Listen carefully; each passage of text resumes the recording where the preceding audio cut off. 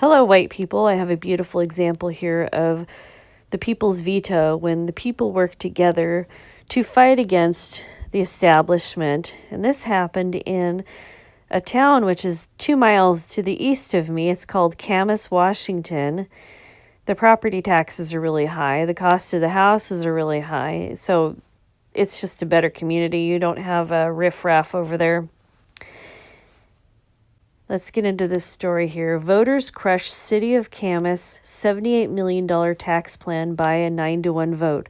Mayor buried by write-in ballots. The City of Camas and the hired gun consultants create a very pretty picture of their fancy project, but they forget about how this would hurt the citizens who had to pay for it. Oh, this is from WeTheGovern.com.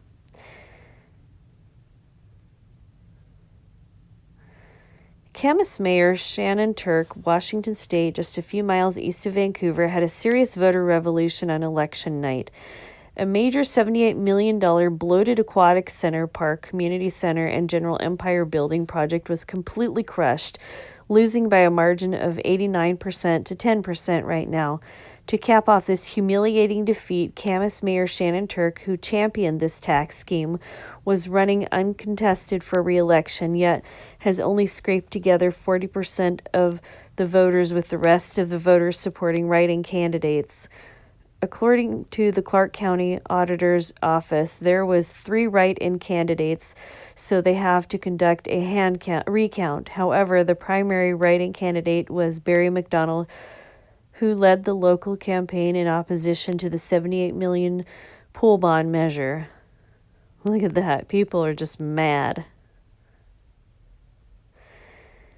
They say the local voters were not impressed with this property tax plan is an understatement, and if the final hand recount does indeed confirm Mayor Turk's defeat by a write-in candidate, it is possible even the tone-deaf politicians filling the rest of this council might start to take notice. It was a beautiful plan. It was an expensive plan, and the voters rejected it by 90%. It all started with the best of intentions and the need for a new local pool after the City of Camas permanently closed down their old community pool for a few years ago.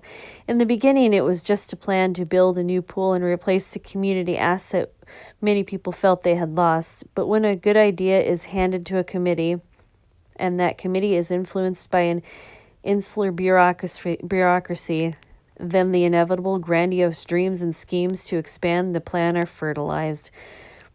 Mission creep sets in. Next thing you know, a small community pool replacement grows into a multi-acre destination park, community center, and aquatic center of epic proportions. Of course, tourists will flock from miles around just to gaze and wonder at what the City of Camas has built. This pool of dreams was glorious, and it would endure and be admired for generations to come. Oops. Then came the pesky problem of needing to borrow a lot of money to make this dream a reality. But what the heck? It wasn't their money. The taxpayers could foot the bill for a generation or two, and maybe the politicians could get their names on the entrance plaque as they moved on to higher offices. $78 million was a small price to pay for that. The plan continued to gestate and bloat over a few years as the staph infection at the City of Camas spread and the plans expanded. As election filing week rolled around in May, they approved the site itself in April, but many people were not aware, and it looked like the incumbent politicians would be safe from immediate electoral consequences. They launched the plan for real. It was time to strike. Look at this, then left that big arm, big government. Trust me, it's squishing the little man. Oh boy, I can't read that. It's just all jumbled together. Let's see. We'll skip down here to conveniently for supporters. Many community members couldn't attend. Nobody could really comment, and questions were limited. Typical Delphi method techniques were used to suppress dissent and convince a handful of attendees that they really wanted this tax plan to squelch dissent. After dispensing with the pesky public, the tax plan was approved by the council On July 15th, a consultant was hired for $69,000 to promote and sell the plan to the public. A contract signed the same day, and they were off to the races. The write-in candidates were out in force in the city of Camas. The only real political downside was the fact that this plan required significant debt bonding of $78 million, and due to Washington state's constitutional requirements and because of state law, the voters must vote to approve with a 60% majority. The vote was scheduled for November, when the turnout would be highest. Obviously, many mistakes were made. Let's review the most obvious. The city council unanimously approved a tax scheme which 90% of the voters didn't support. The council violated RCW 42.17A.55 by misusing public resources to promote a ballot initiative, which is why I filed a complaint against them, still under investigation. See here. The council obviously rushed this scheme through long after anyone could legally challenge them in an election this year, presuming there would be no electoral consequences. The council probably violated a variety of other laws by not having a public hearing and substituting that with these goofy, deceptive, and biased Delphi method open houses. The public became convinced, understandably, that something was really wrong in the city and that the elected officials didn't care about their concerns.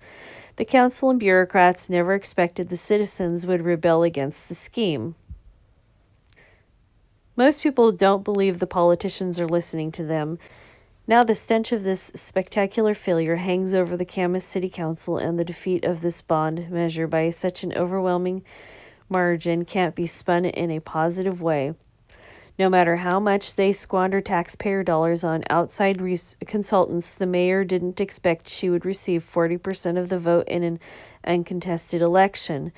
And while the true winner of this race might not be known for a few weeks, due in part to Washington state's delayed mail-in ballot program, nobody can be impressed by her leadership.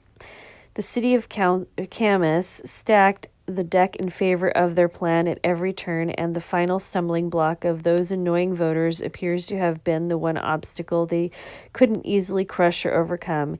Even if the mail-in ballots are split between the three mail-in challengers, I think he means the three write-in challengers, who were clamoring to remove her from office, it's hardly an electoral success story to survive this scrum with so few voters supporting her. And so you'll see here that 40% of people voted for Shannon Turk, the incumbent, and then the write-in got 60%. It's hard to lose an election when you run unopposed, but if you try hard enough, this task can be accomplished. I love pools. I wish we had more in our state. My kids like to swim in pools, so do I. Pools are expensive. They are expensive to build, to maintain, and eventually they all require major costly repairs. It is nearly impossible to run a public community pool of any size at a profit. A community, a city, or a country which decides to build a pool does so because it is a community good. The pool will lose money, but if you manage it well, the losses can be mitigated to an acceptable level which the community will support. If you budget wisely and frugally, you can even plan adequately for future costly repairs, upgrades, and eventually a replacement. There is no need to build an empire or create a monument to the politicians. This is difficult for the modern bureaucracy to conceive because they always want to bloat themselves into empire building. The bureaucrats can't seem to resist the siren song of marble palaces and majestic and costly community centers, and it isn't hard to inflate the egos of politicians to ride the train. What does this say? Hey, don't forget tax day is almost here. How am I supposed to function if you don't do your fair share? Look at the government, the fat slob. This leads to insular self-promoting feedback loops, which inevitably results in the vision conceived by all who have been caught up in the dream. Since most of the creators of this dream were either paid to do so, expected to profit from the implementation, or just hope to enjoy it for themselves someday, almost nobody seriously considers who will pay the final price.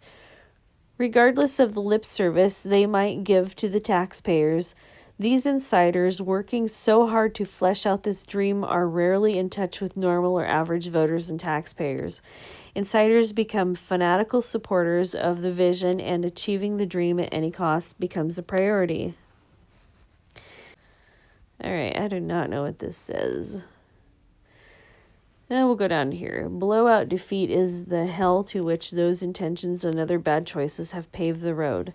Sometimes these schemes succeed, and they create costly boondoggles which haunt the community for generations with unrealized dreams and unfulfilled promises, or a costly white elephant that sucks all the financial oxygen out of the room, causing the city or county to cut their public safety budget and other essential services while they try to pay down the debt on the backs of those who can least afford it. Often this is long after the politicians and bureaucrats who made the mess have moved on to their next community to trash. Fortunately, that fate was avoided for now in the city of Camas.